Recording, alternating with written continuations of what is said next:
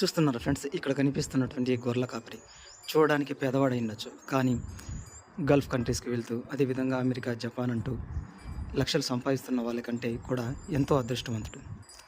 ఇక్కడ కనిపిస్తున్నటువంటి ఈ ఖాళీ జగ ఈరోజు కాస్త ఖాళీగా కనిపించవచ్చు, కానీ ఇంకా కొద్ది రోజుల్లో ఇక్కడ కనిపిస్తున్నటువంటి విధంగా మొత్తం అంతా కాంపౌండ్గా మారిపోతుంది.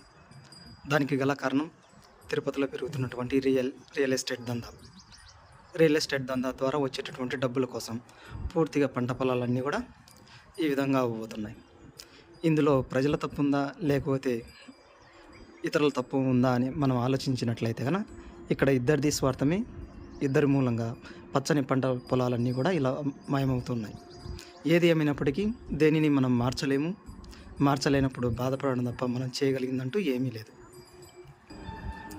మనుషుల కంటే జంతువులు నయం అన్నది అక్షరాల నిజమని చెప్పి ఈ జంతువు